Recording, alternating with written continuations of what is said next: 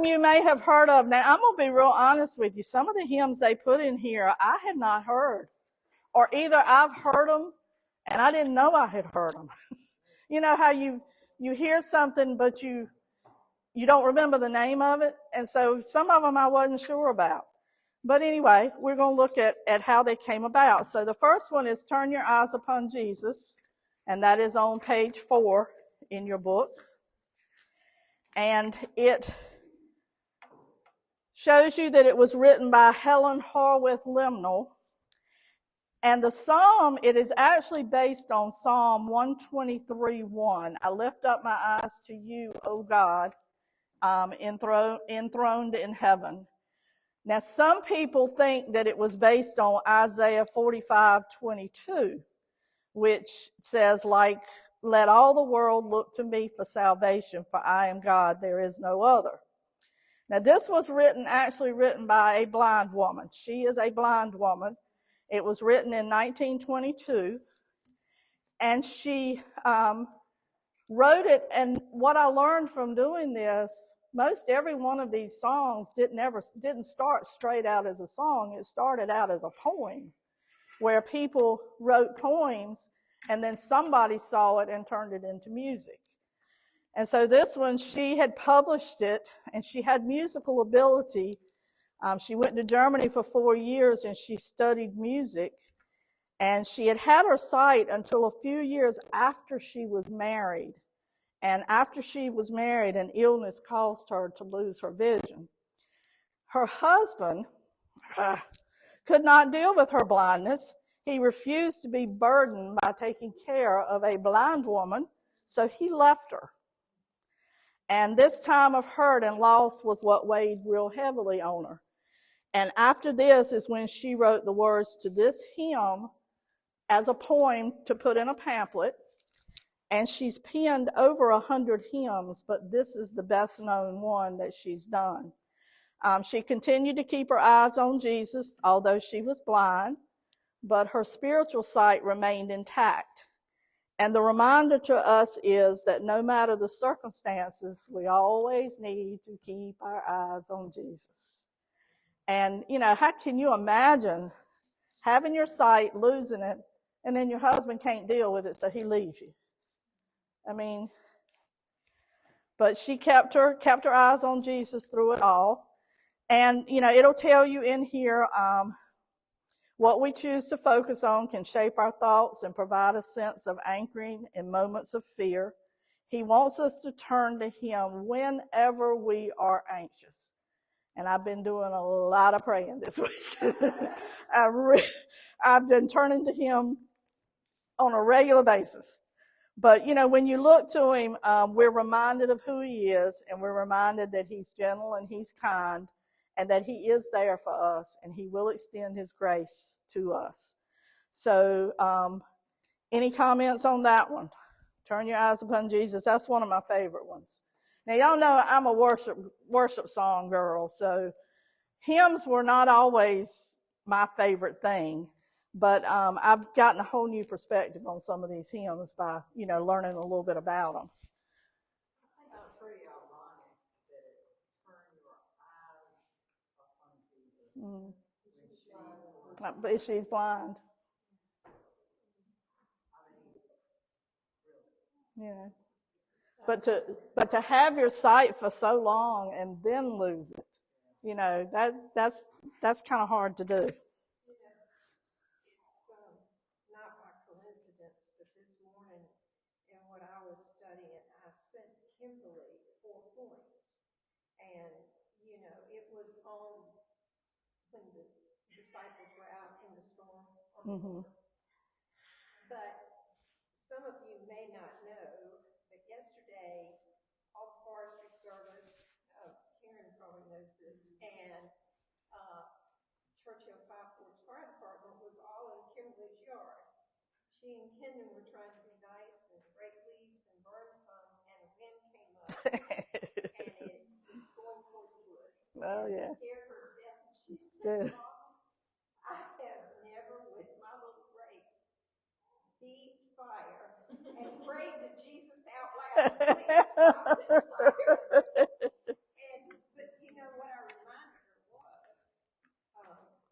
was there all along. Yeah. He was there, and he heard that. And it didn't get out in the woods. I mean, you know. He did. Yeah, he did stop it. He got some other people there, and it was very quick. And bless Kenan's heart, she was the one. She was too busy fighting the fire to tell him to call 911. And he did a great job. Well, good for him. Well, I'm glad that all turned out okay. Okay, the next one is on page 8. It is well. It is well. I've heard it is well. I've heard it is well with my soul. I guess the real title is It Is Well. And most of you have probably heard this one because this is one that's talked about, fairly often. But this Horatio Spafford, he was a successful businessman, and he had a business in Chicago. But he planned to travel to Europe with his family, but he got delayed on business. So his wife, Anna, and their 4 daughters boarded the ship, but it sank after colliding with another ship, killing 226 people, including his daughters. Now, Anna survived. She was found floating on some wreckage, and she was taken to a port, and she sent Horatio a message and told him, saved alone, what do I do? And Spafford got a message to her that he was coming. And the story is that traveling to England, he was inspired to write this hymn, that it's going to be well with my soul, even though this has happened, even though my circumstances are not good, it's going to be well with my soul. And it is believed that he penned this hymn. The captain said, this is where they passed over an area, and he said, this is where we think the ship went down. And that's when it's believed that he penned this hymn as he passed over this area where his daughters had died. And this was sung at my mother's funeral. I know a lot of you have probably had it sung at other funerals. It's one of those that whatever our lot, whatever's been given to us, whatever we have to be faced with, it is well. As long as we turn our eyes on Jesus, and it is going to be well with our soul. How many of you, most of you had already heard that one, hadn't you? Or most of you knew that story. So, story or whatever, what is it? Oh, you didn't know the story behind it? Yeah. A lot of times they'll talk about that. I've heard that talked about in church quite a few times, but some of the others I had not. Now, on page 12 and 13, a mighty fortress is our God. And I want to say I haven't heard this, but I know I have. Okay. And maybe I didn't know what I was hearing. Yeah, I might not have known what I was hearing. Have we sung it? Oh, yes. Okay. Okay.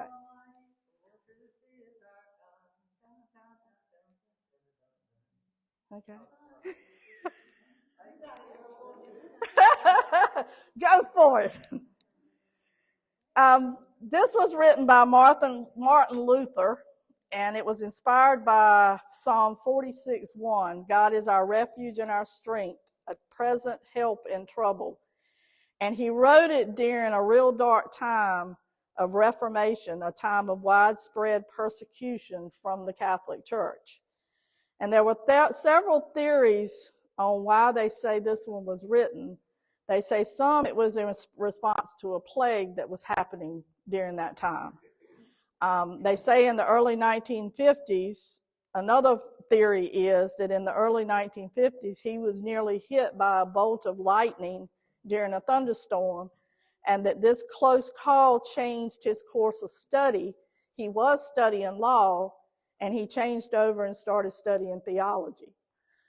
So he wrote hymns and gospel songs, and historians say this song has been sung by persecuted people on their way to exile or on their way to their death as martyrs. And the first line of the hymn, a mighty fortress is our God, these words are engraved on the base of the monument to Luther, which is in Wittenberg, Germany. So it was, those words were, yes. Yeah.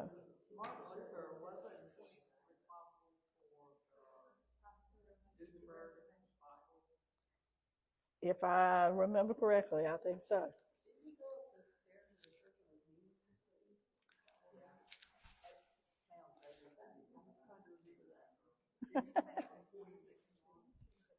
Psalm 46:1. God is our refuge and strength, the present time in trouble. Is that right? Yeah. Yeah. That's what they think it was inspired by, that particular verse. All right, so. Are these the words to the one we sing?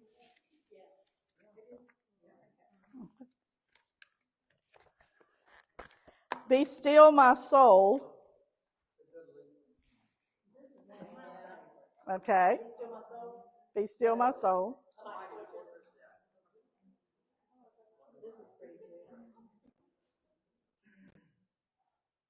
Now, in here, she's going to tell you the lady that wrote this is Catherine von, and I don't know how to pronounce that, Sligel or something, and somebody else translated it. But in this, when she's talking about, she's going to give you 4 reasons why we can be still even when we are anxious. And that first is because we can still because God is on our side. We know He's always on our side. The second reason we can be still because God holds our future. Another reason that she said, if I can find it, we can be still because God is in control. And lastly, we can be still because this life is only temporary. And she was a German woman who was well versed in the Bible when she wrote this hymn. And it's based on Psalm 46:10, which is, be still and know that I'm God. Be still and know that I'm God. And they also say it's based somewhat on Exodus 14:14. The Lord will fight for you. You only need to be still. The last 2 lines of the poem allude to Revelation 21:23, that, and the city has no need for sun or moon, for the glory of God illuminates the city, and the Lamb is its lights. So they say it's based on that. And the central message of this hymn was faithfulness of God and the hope that He gives us in the face of death. And there was no specific event that inspired her to compose this poem or compose this hymn. But, you know, we all will experience some kind of devastating losses that she writes about in this. You know, and some of the hymns I found didn't really have anything dramatic that happened, but it was just inspired.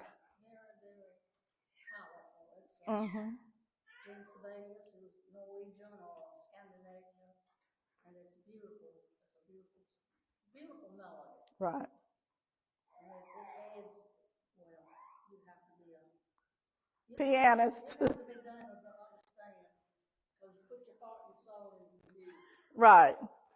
And those of us that don't play music, we don't understand what goes into it. I'm sorry. I apologize.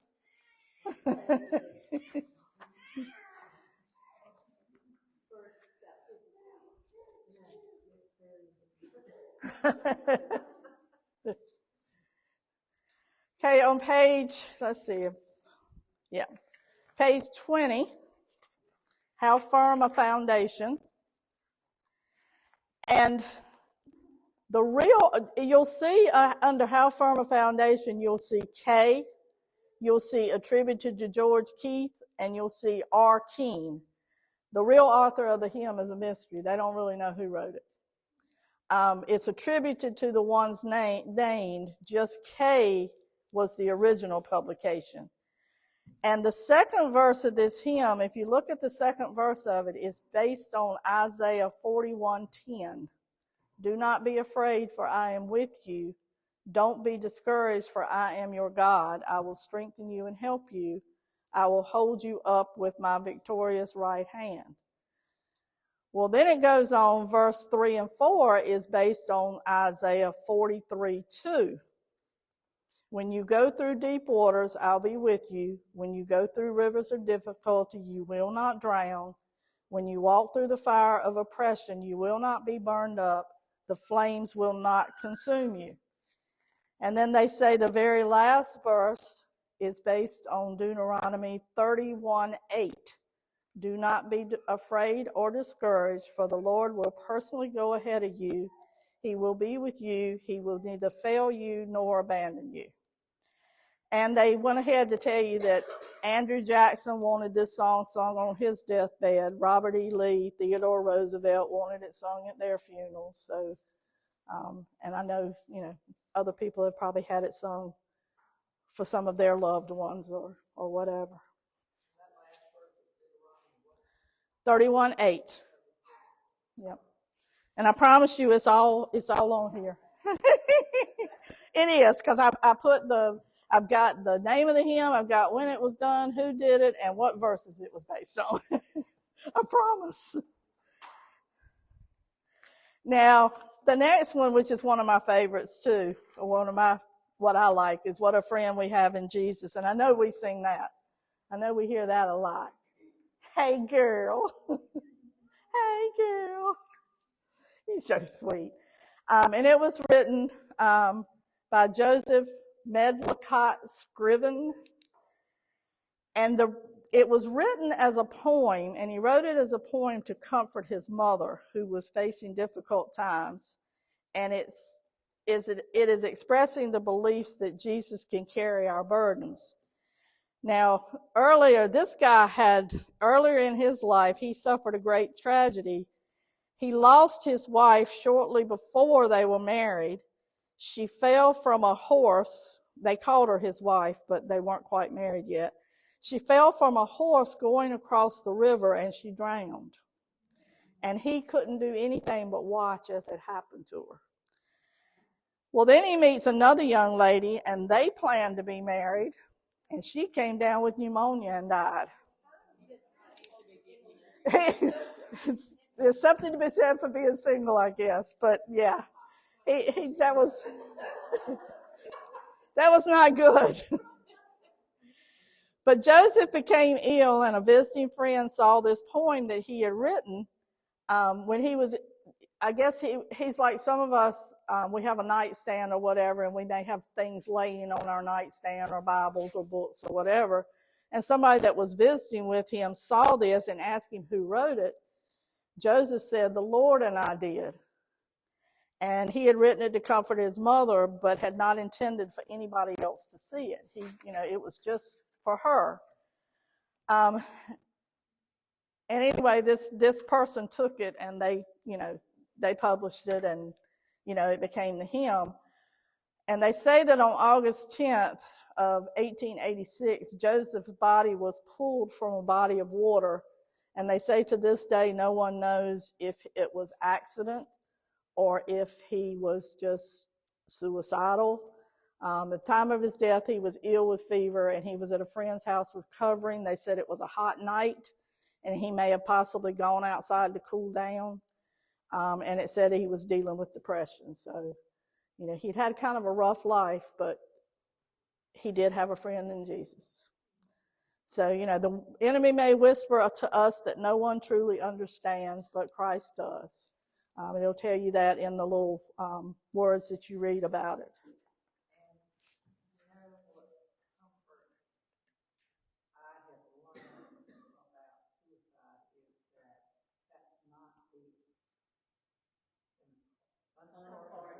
Right. Not.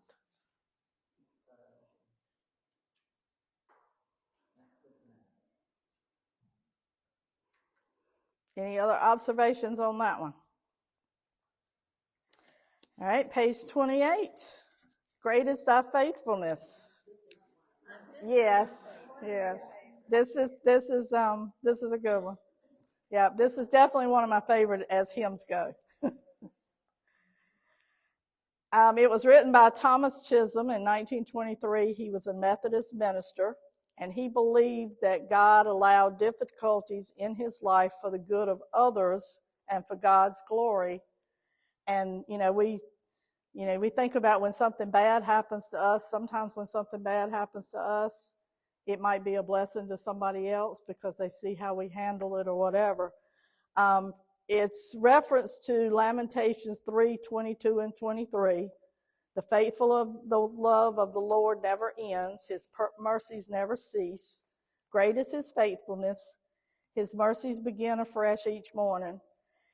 And he had had a decline in his health, which forced him to leave his congregation, but his wife and his daughters supported him, not like the other lady whose husband left her high and dry. They supported him and stayed with him. He had financial issues from hospital bills. He later found a job selling insurance, which allowed him to pay his bills, but no matter what his struggle was, he chose to recognize God's faithfulness and pen this poem based on what he believed. That he is faithful every morning, no matter what. No matter what we're going through, what we're dealing with, he's always faithful.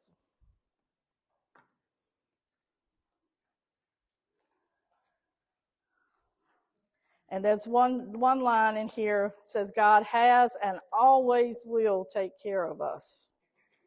We just have to remember that. Page 32, Amazing Grace.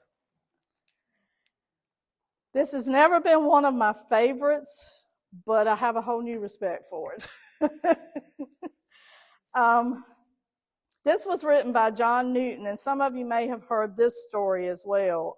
This is another one that they do talk about sometimes, and I think Ben, after I had shared it one night with the discipleship group, I think Ben talked about it in church one Sunday.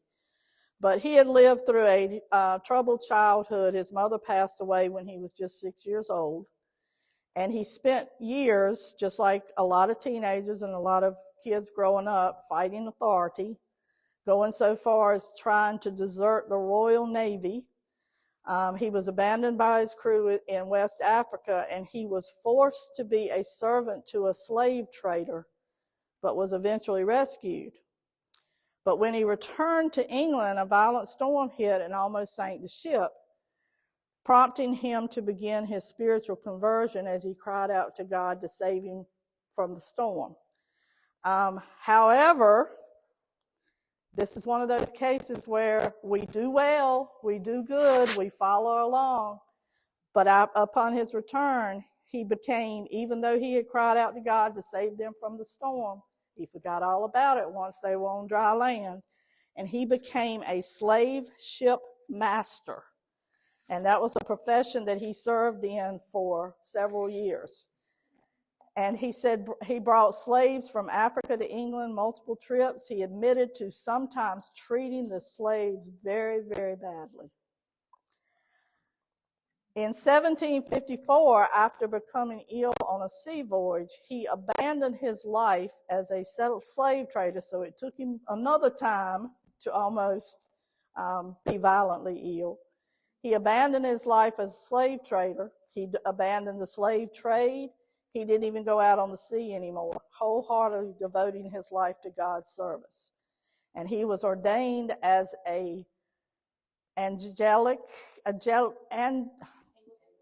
there you go.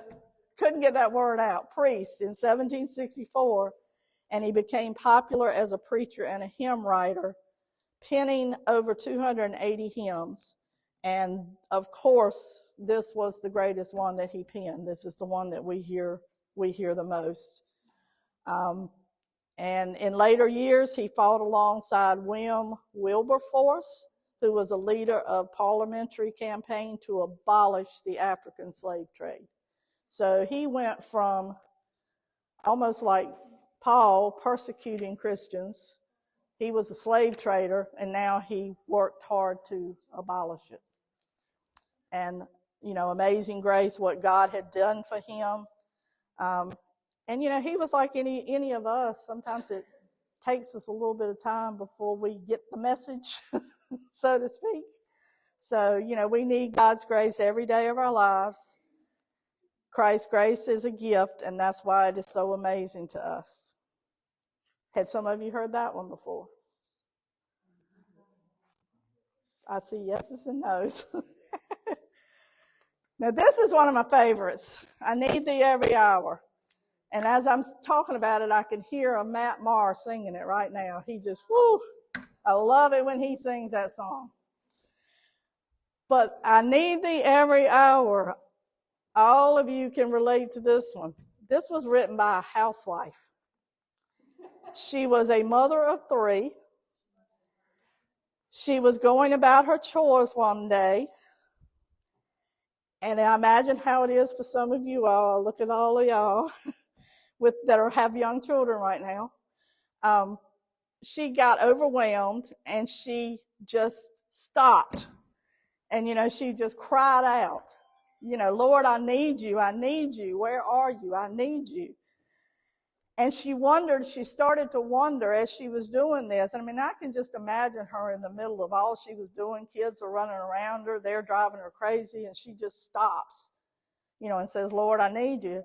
But then she got to thinking about it. And this is what we've talked about in Sunday school a lot and what I've thought about so many times. Who do people call on if they don't have the Lord? I mean, when you are at your rope's end and you get on your knees, who are you calling to if you don't have, him in your life?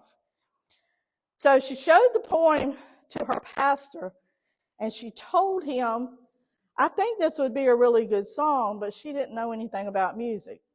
He said, don't you worry about it. So he took it upon himself to get the words put to music. And this was a testament to her devotion to God and appreciation for her salvation. She composed over 400 hymns, but this is the only one of her hymns that's still being used today. And notice the words, I and me in this song. I need me. Basically, this song is talking about your individual salvation.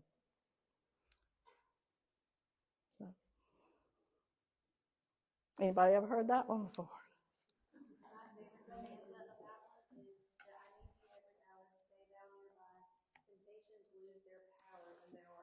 When there aren't none. So true.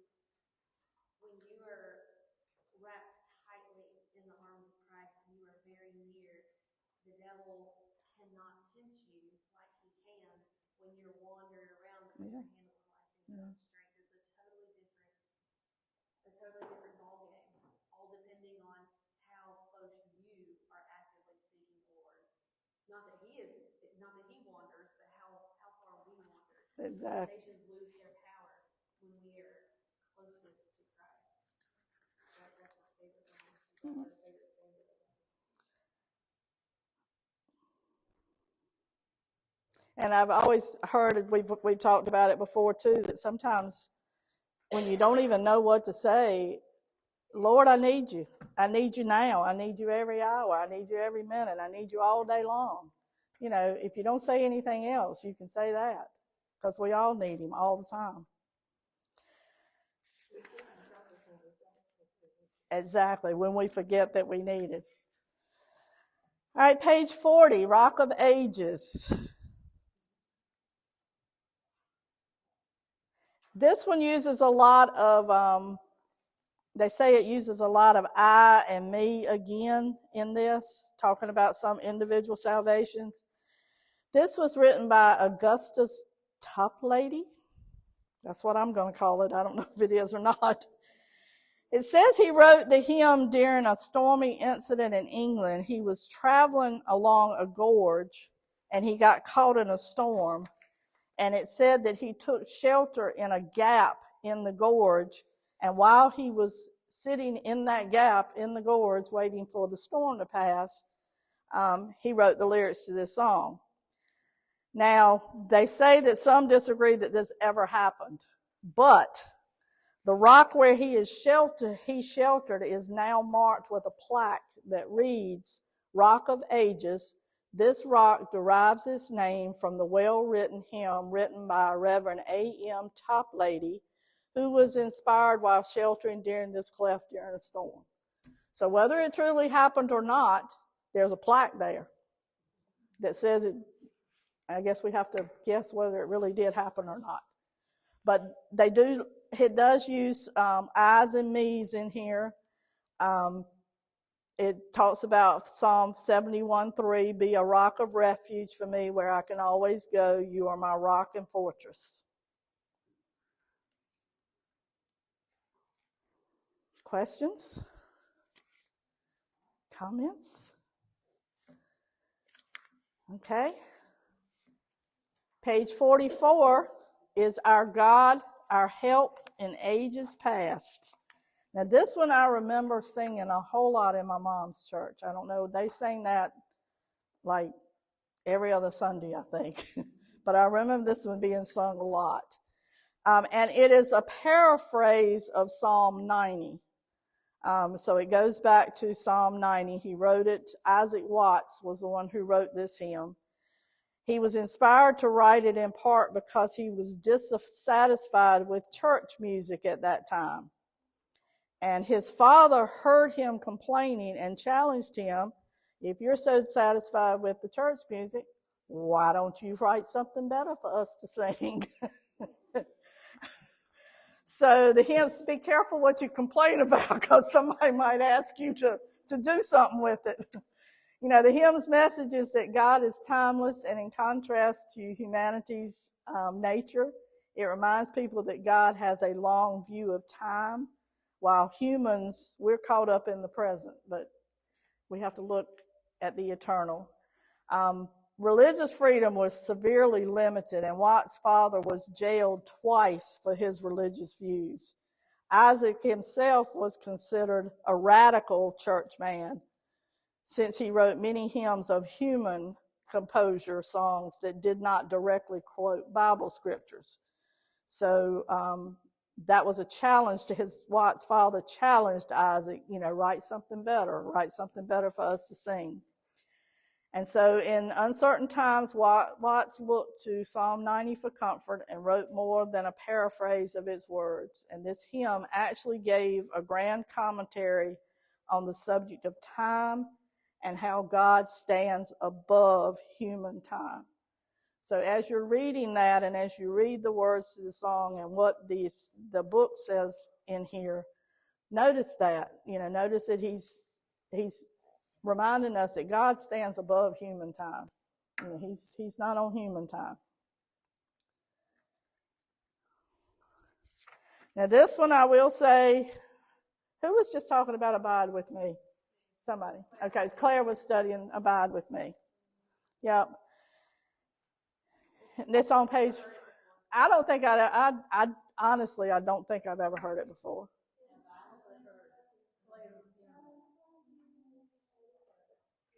Go girls. Okay. Yeah.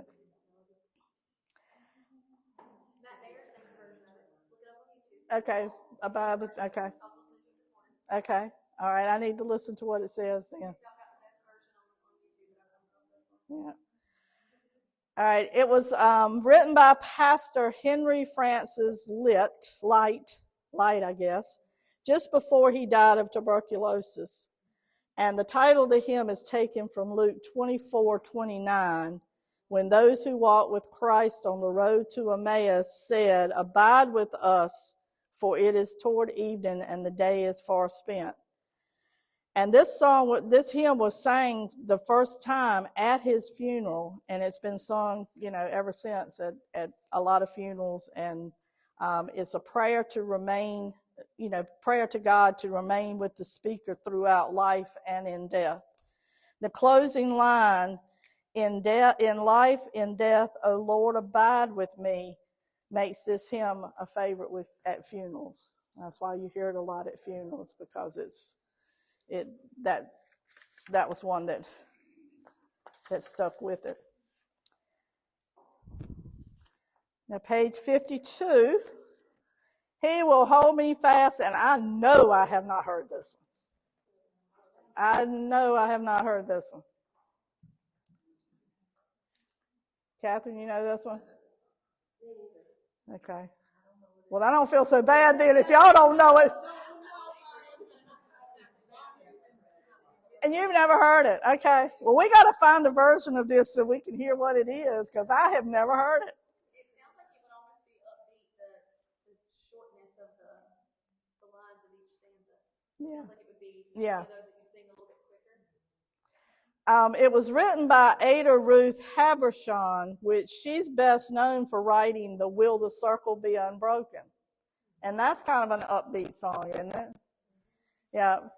And it was written by her and set to music. The story behind it stemming from a conversation that she had with a young new believer who expressed fear about maintaining their faith.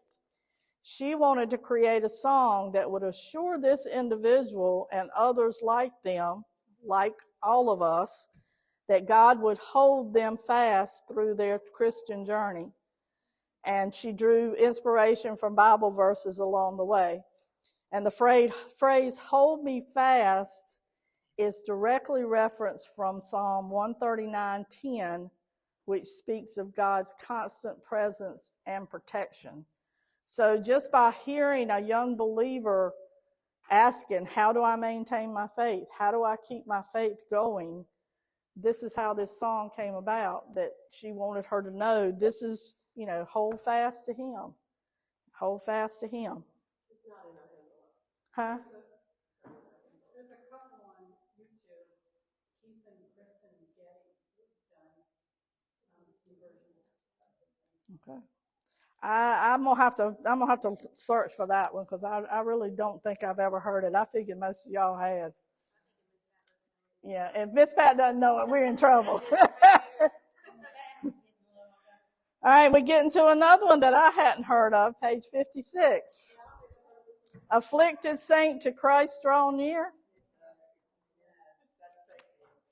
Huh? That's fake. Well, this one was written by John Fawcett, and he wrote it to commemorate his decision to remain as the pastor of his small church in Yorkshire instead of taking a position at a larger church.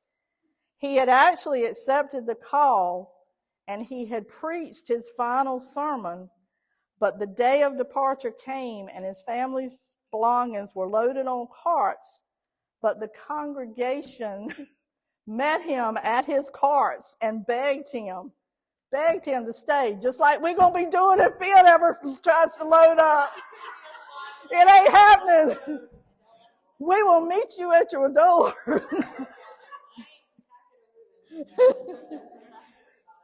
But they begged him and begged him and begged him, and so he finally decided to stay, and he continued to serve in that village for the remainder of his ministry. So, hey, people, we have influence. So, if Ben ever says, oh, really? Oh, okay. No, Google's right. Google's the truth.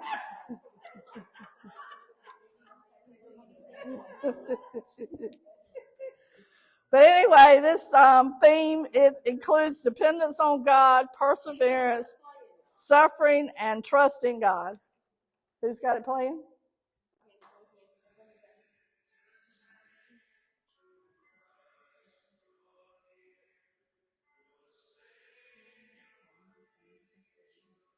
I have heard it.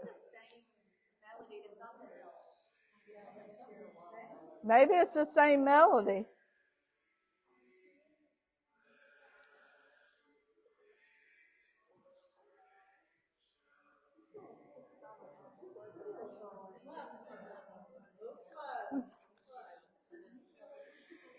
It is pretty.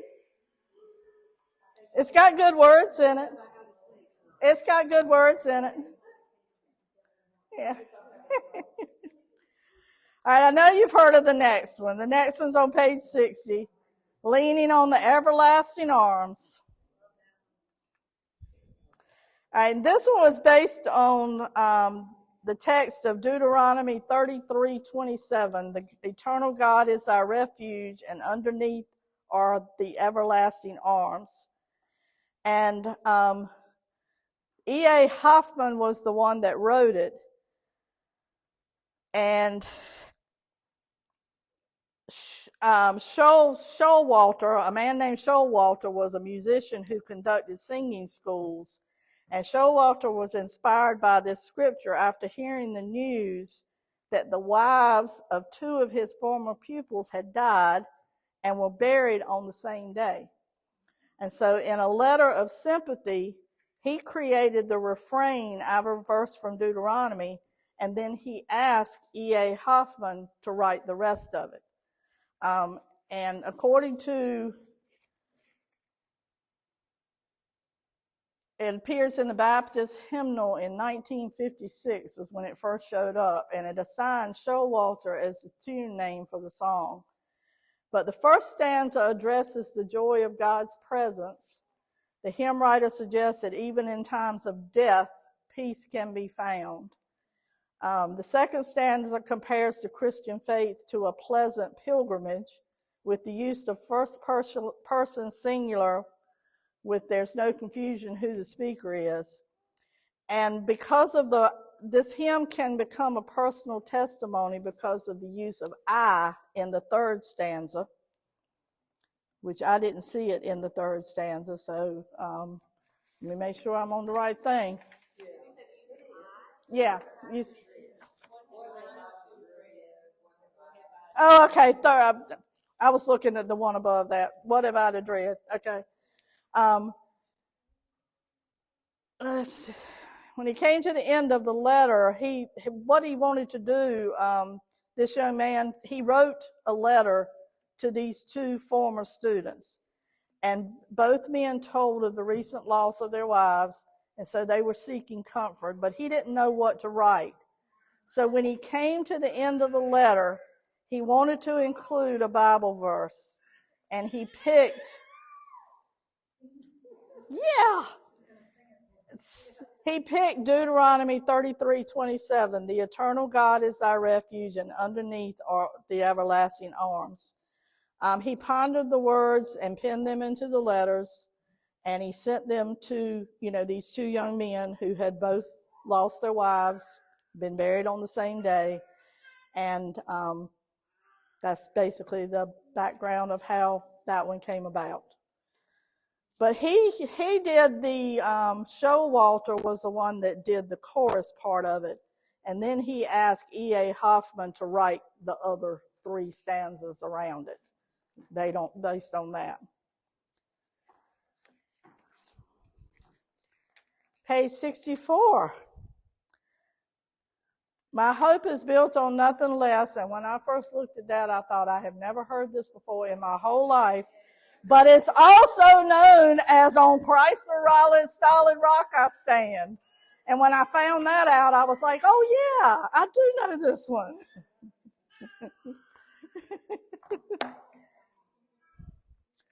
This guy, Edward Moot, he is one of the few that have written hymns or poems that turned into hymns that did not come from a religious background. His parents were pub owners. And he was a pub owners, beer joints.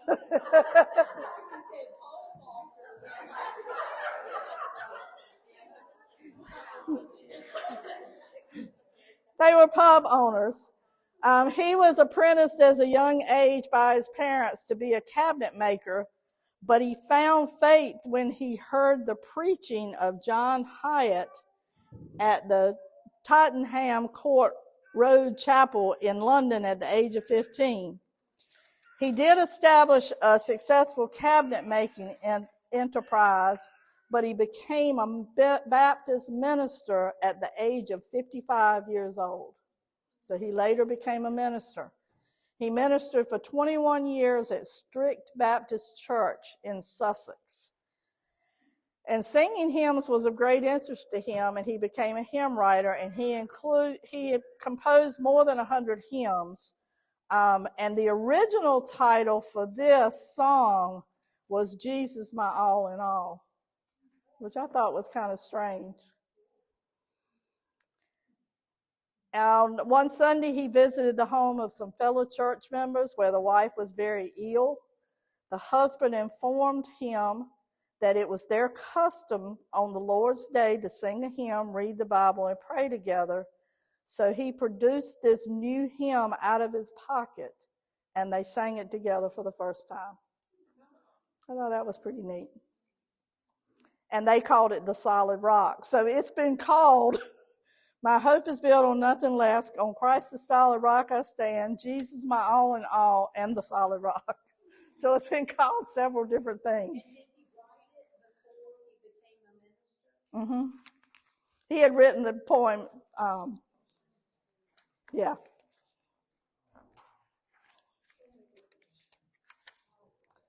Blessed assurance. Yeah. This is another a favorite. Yeah. He sings this one. Yeah. Of course, it was written by Fanny Crosby. The story of the hymn, Blessed Assurance, it's a visit between Fanny and her friend Phoebe, who was a musician and a composer. And in 1873, Crosby visited her, and while she was there, the Knapp home was getting a new pipe organ installed. And Knapp played this melody. She just sat down and started playing this melody that she had composed on the computer. And she asked Crosby, what does the tune sound like? And Crosby's reply was, Blessed assurance, Jesus is mine. And from there, Crosby dictated the verses to Knapp. She wrote them down. They set them to a melody, and we sing it today.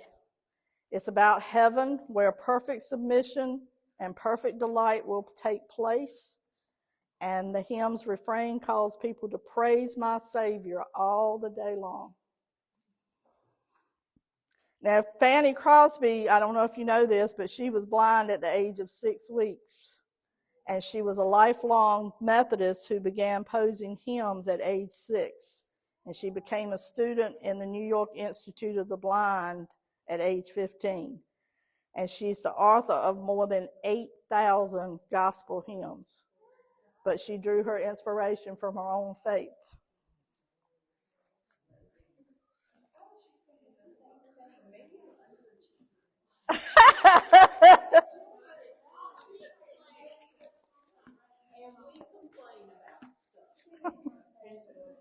Exactly.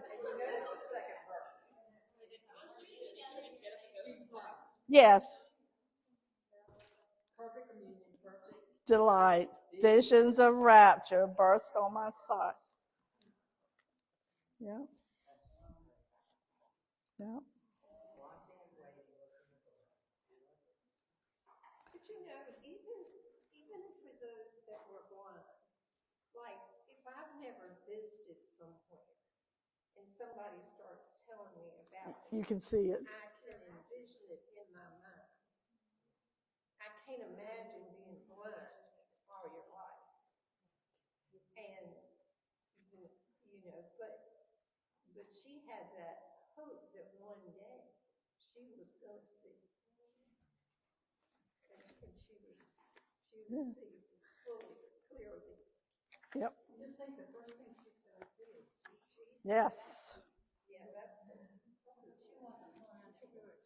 No, she wasn't. All right, page 72, 73 is his eyes on the sparrow, and I know I've heard that a lot. I've heard it at funerals. I've heard it, of course, in church. But Sevilla Martin wrote this. She was visiting with some friends in New York, and she contracted a deep friendship with a couple by the name of Mr. and Miss Doolittle, and she called them Saints of God. Mrs. Doolittle had been bedridden for over 20 years. Her husband, Miss Doolittle's husband, was an incurable cripple who had to propel himself to and from his business in a wheelchair. But despite their afflictions, they lived happy Christian lives, bringing inspiration and comfort to all. So one day while Miss Martin was visiting with the Doolittles, her husband commented on their bright hopefulness and asked them for the secret. And Mrs. Doolittle's response was simple: his eyes on the sparrow, and I know he watches me. And that simple expression tweaked the imagination of Dr. Martin and Sevilla Martin, and the hymn, His Eyes on the Sparrow, came out of that experience. The next day, she mailed the poem to Charles Gabriel, who was a composer, and he wrote the tune for it. And the song is obviously inspired by Matthew 6:26. Look at the birds of the air. They neither sow nor reap nor gather into barns, and yet your heavenly Father feeds them. Are you not of more value than they? So he's always, always, always watching over us. All right, two more. Wonderful Peace, page 76. Never heard this one.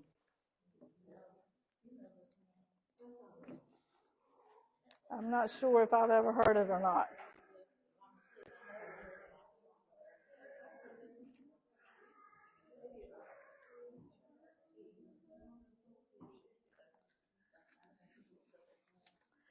Well, this was a host pastor found this paper with these hymns words on the floor of a campground and composed a tune from it. He found the paper with the words to Wonderful Peace after an evening service with W.D. Cornell. He took the paper to the organ and he began composing a tune for the words. And as he played, he came up with another stanza that invited unbelievers to accept peace. It emphasizes the idea of finding profound inner peace through faith. Sweep over my spirit forever, I pray, in fathomless billows of love. And they remind you that many songs came from personal tragedy. This hymn comes from a time of happiness because they were at a campground, they were at a revival type service, and this Reverend Cornell was so filled with joy after his camping experience and spending time fellowshipping, eating in with believers and testimonies and singing and preaching, that he had written these words on a piece of paper which had fallen out of his pocket. Someone found them, and it became a song. So be careful what you write on a piece of paper that might fall out of your pocket. It could become a song. And the last one, 'Tis So Sweet to Trust in Jesus. I love 'Tis So Sweet to Trust in Jesus. Now, this one was kind of a sad one. This couple, Louisa M.R. Steed and her husband and her child of 4 years old, they were enjoying a day at the beach, and while they were eating their lunch, they heard cries of help and spotted a drowning boy in the sea. And her husband charged into the water, and of course, as often happens, the struggling boy pulled his rescuer underwater with him, and so they both drowned before the eyes of his wife and his daughters.